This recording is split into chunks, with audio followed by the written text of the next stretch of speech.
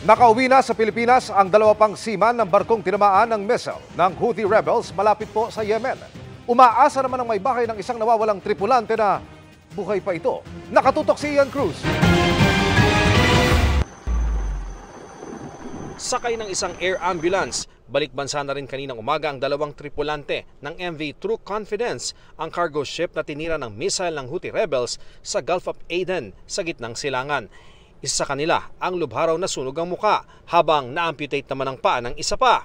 Sinalubong sila ng iba't ibang ahensya ng gobyerno at ng isang medical team na nagdala sa kanila sa ospital para ipagpatuloy ang kanilang paggaling. Okay na po sila, nasa stable condition at inaalagaan po natin at kapiling na po nila ang kanilang pamilya. Una na nakauwi ang 11 tripulante ng True Confidence itong Martes. 2 pang tripulanteng Pinoy ang naiwan pa umano sa barko at inineklara ng mga otoridad na patay na. Sa eksklusibong panayam ng GMA Integrated News sa misis ng isa sa mga seaman, hanggat hindi raw nakikita ang katawan, naniniwala siyang buhay pa ang mister at kasama nito na isang bosun. Sana kasi kusuhin na nila yung dalawa pang naiwan doon sa barko kasi baka mamaya buhay pa sila. Kahapon daw ang kaarawan ng mister, bukas naman ang wedding anniversary nilang mag-asawa. 2 ang maliliit nilang anak. Wala pa rin maayos na update sa amin. Mag-update lang, nire-recover na daw pero wala pa rin po talaga. Yung talagang malinaw kung kailan makukuha, kailan nila Ang hirap po mag-antay.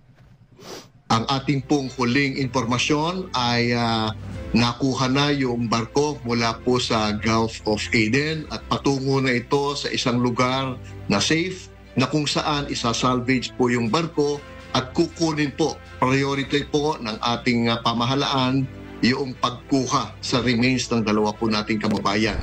Sana rin daw ay sagutin siya ng mga nakauwing kasama ng mister at mga kaanak nito na kinontak na raw niya sa social media. Nagre-reach out po ako sa kanila. Sa mga pamilya nila, wala man lang po nagre-reply sa akin. Ang sakit po ako. Sila buhay po sila. Nandito na nakauwi. Wala man lang info about sa asawa ko. Pasado 10:00 ng umaga noong March 6 nang mag-message daw ang mister. Nag-chat siya sa akin na hindi na babalik na daw sila kasi hindi na kakayanin nga. Kasi po talagang may warning na sa kanila yung naval ng Yemen na kapag tumuloy pa rin po sila, responsibilidad na daw po nila kung ma-missile yung barko nila. Pero bandang tanghali ay nagsabi pa raw ang mister na itutuloy ang paglalayag sa kabila ng banta. 4:00 ng hapon huling nakapag-message ang mister pero naghahabilin na raw ito. Sana maimbestigahan din po ng maayos. Kasi nag-warning naman sa kanila eh. Hindi ko alam ba't babalik pa rin sila.